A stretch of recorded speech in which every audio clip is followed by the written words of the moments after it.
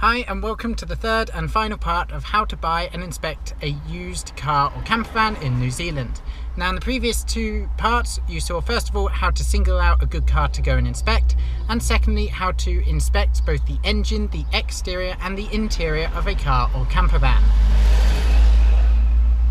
Now in this part what we're going to be doing is taking a test drive in the car, and also we're going to do some price negotiation at the end. Now first of all, before you go and drive someone else's car, make sure that you are safe. Make sure you don't do anything stupid, because it's not your car, it's someone else's. Also warn the owner if you're about to do something that would be out of the ordinary. For example, if you're going to brake very hard or you're going to slam on the accelerator to test both of these.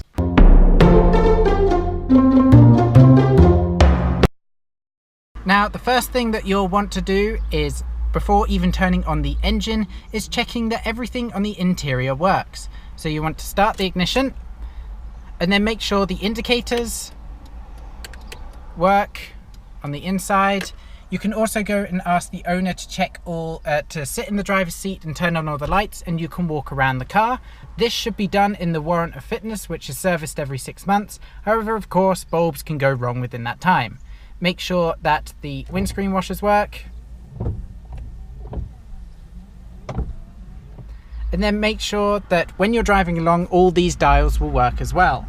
Now, other things in the car to check before you set off. There's the radio. And of course, one of the most important things, if you want to stay cool, is the aircon. So make sure you turn it up to full. Make sure you can feel the air coming out if it's cold. Then obviously turn it up, and it will take a while to heat up. The engine's cold, but eventually you can see now it's heating up. So if any of these things here that don't actually affect the physical driving don't work, then this is not bad, although you can use this in your price negotiation to possibly bring the price of the car down. Now for this test drive we're going to be using our checklist to check off the car. Now in here we're going to be doing some normal acceleration and braking as you would do in normal driving. We're going to be doing some hard acceleration and emergency braking to test these components even more. We're going to make sure that the gears are shifting up and down very well, the ride is smooth, the wheel doesn't pull, and it's very controlled. You need to make sure that there are no excessive noises coming from both the engine or the wheels or anything else. And also we're going to be checking that the wheel can turn all the way without any knocks or noises, and also there is no strange vibrations, and when you stop and go there's no delay in anything else. Let's start the car up. Good. Put it into drive, take the handbrake off, make sure everything's good.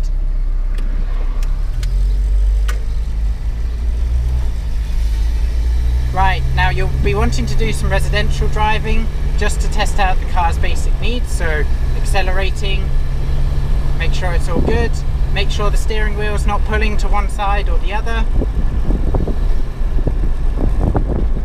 Then you'll be wanting to test all the indicators and everything, and then the braking as well. Make sure it's not jerking on or anything like that. Making sure the steering's nice and light, it's not locking in any place.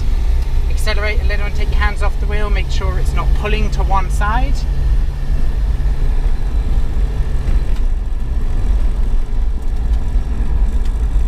We'll be also wanting to hear out for the engine if there's any unusual noises. Now if the engine's beneath your seat you will hear a little bit more ticking. This is just the fuel injectors doing their work, and you'll be able to hear them a lot more if it's under your seat.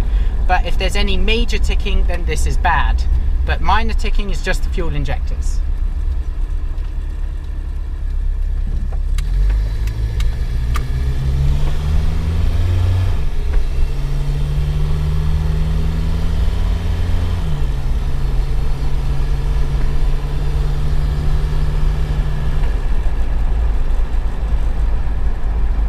You also want to be listening out to the wheels and drive shaft. If any of those are squeaking or anything, this could indicate a loose bolt or something that's not quite lubricated correctly.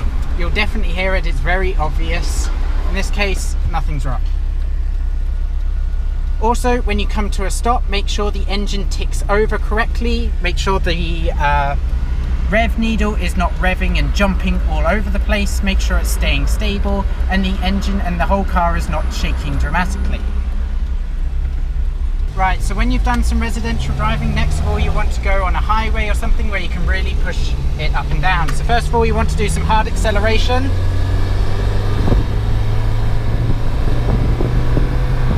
You want to make sure the engine's not coughing or anything's going wrong and it's nice and smooth. Then next of all you want to do some harsh braking, so make sure it's safe to do so. And then tell the driver and put on the brakes. Make sure it doesn't lock up. So in this case, everything was nice and smooth, so we're all good. Okay, so a test drive should take you around 10 minutes. You don't need any longer than that to test out the car. If there are any faults with the car, you will find it in that time. So any questions that you have as you're driving along, if there's a weird ticking sound, if you have any questions about anything else, make sure you ask the owner of the car. They've driven it a lot more than you have. They will know the ins and outs of the car. So once you've been for a test drive, if everything works out and you're really happy with the car, then you can go ahead and make the owner an offer. However, bear in mind two things. First of all, don't be set on buying the car today, and secondly, don't be set on buying this particular car. There are plenty of other cars out there. If you want to go and have a look at others, you're more than welcome to go and do that. And even if you agree on a price, you don't have to accept straight away. Okay, so let's say the car is on sale for $5,000. Now, sellers often put their car on a little bit of a higher price than what they're actually trying to sell it for, because they're expected to be knocked down a little bit. Now 10% is usually around the margin that you'll want to try and knock off, so that you'll get a good deal whilst the seller won't be too displeased or insulted at the price you offer.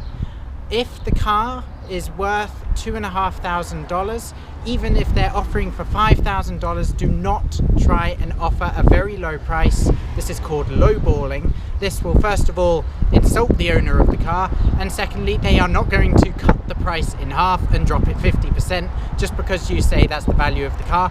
Even if that is the value of the car, they will not do it. So let's say the car is $5,000 and you want to try and get it down to around $4,500. So what you say is, I think the car is very nice, I like it a lot, so and so and so. However, I think the price is a little bit too high. I'll give you an offer of $4,000. Now, this is not too much of a drop. However, the owner is not going to say, yep, have it for $4,000. This is where the negotiating begins, and you'll edge towards that $5,500, which is the middle point of where you're both offering. This will be a good starting point for you, and then you can agree a price easily. However, even if you come across and you organize and arrange on a price and both of you are happy with the price, you do not have to buy the car right there and then just because you've agreed a price. You can just say, okay, thank you very much, I'll bear that price in mind and I'll let you know. Either give them a ring, make sure you've got their number and things like that. Even if the seller insists, oh no, you have to buy it now, you do not have to buy it now. You can just walk away even if you've got an offer and just have a think about it. If the car is not for you after you've done a test drive, then just say thank you very much for the test drive and your time, but unfortunately the car's not for me because, and then give some reasons. If the space inside is not big enough, the mechanical health, there's too much that needs to be done, then say so. The owner might try and then say, well, I'll replace the parts for you, or I'll get some extra camping equipment, or so and so, and then you can negotiate from there. But if you don't want it, just say no thank you, I'm really sorry, it's not for me, and then just walk away. The best tip that I can give you is don't be emotional and don't be afraid to walk away.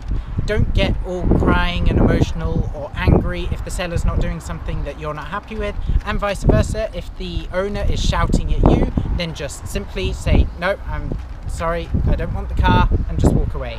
If you don't want the car, walk away, simple as. Alright, so that wraps up the 3-part series. If you have any questions at all about any part of buying a used car in New Zealand, then leave them in the comments below and give your own advice if you have any in the comments so everyone can go and read and get more knowledgeable. Obviously, like this video if you enjoyed it and it was helpful. Follow us on Facebook, Twitter and Instagram. Always don't forget to subscribe to keep up to date with our videos and such. And as always, we will see you next time.